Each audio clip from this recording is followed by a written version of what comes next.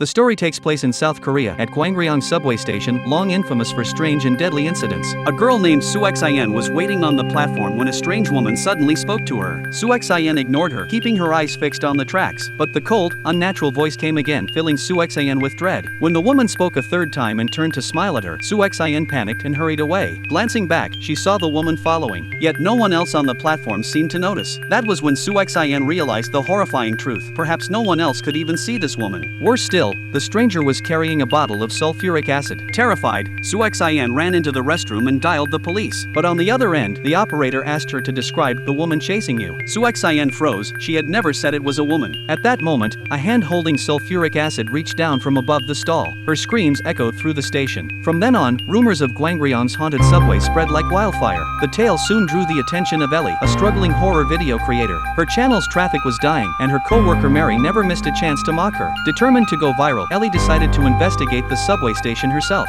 She approached the station manager, convinced he must know its secrets. He nodded and began his first story. The first story. One night, after drinking too much, John stumbled and fell in the station. Someone helped him up. Nearby, he saw a strange woman repeatedly smashing her head against a wall. Thinking she was just drunk, he ignored her and fell asleep on a bench. When he woke, the station was deserted except for an old man and the same woman, still slamming her head into the wall. Sensing something was wrong, the old man slipped into the next car. John followed. Just then, his phone buzzed. A friend had sent him a video saying someone had just jumped in front of a train at Gyeong station. John opened it and froze. The person on the tracks was the same woman who was right in front of him. Before he could react, the old man beside him began smashing his head against the wall too. Shocked, John watched helplessly. Suddenly the lights cut out, plunging the train into darkness. With his phone's flashlight, he searched, only to find both the old man and the woman had vanished. Then, in the next instant, she appeared directly in front of him, pounding at the door until, with a sickening crack, her head snapped clean off. John jolted awake. It had only been a dream. The train pulled into the station and he stepped off, relieved. But then came the sound again, the same brutal thudding. Realization dawned too late.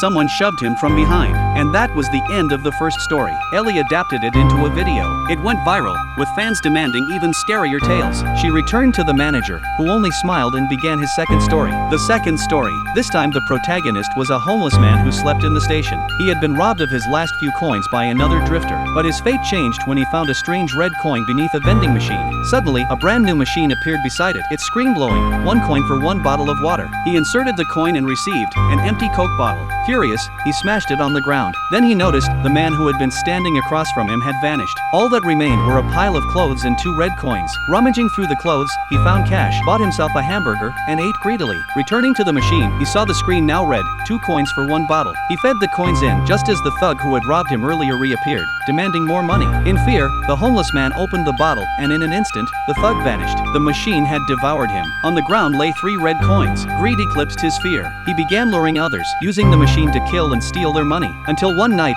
drunk and wandering, he saw himself standing before the machine, the version of himself from before. He tried to call out, but only retched as the past him opened the bottle. The cycle began again. Though the story felt confusing, Ellie reworked it into a video. To her shock, it brought her 1 million new followers overnight. Her co-workers cheered, except for Mary, who seethed with jealousy. Mary's fate. Determined to steal Ellie's spotlight, Mary went to the station for a live stream. Gripping a handrail, she recoiled in disgust at the slimy, mucus-like substance clinging to it. She wiped it off, shuddering. The next day, washing her hands, she noticed sores on her palm. Alarmed, she went to the hospital, but the doctor dismissed it as a bacterial infection and gave her ointment. That evening, her nose began to bleed. Holes appeared in her palms. Terrified, she rushed to the station restroom, only to find her other hand and entire arm had begun to rot. She dropped the ointment, and someone unseen picked it up. Meanwhile, Ellie sought out the manager once more, begging for more stories. This time he refused, telling her to investigate on her own. Determined to stay relevant, Ellie decided to remain in the station overnight. The final story. Suddenly the lights flickered on, revealing a man nearby,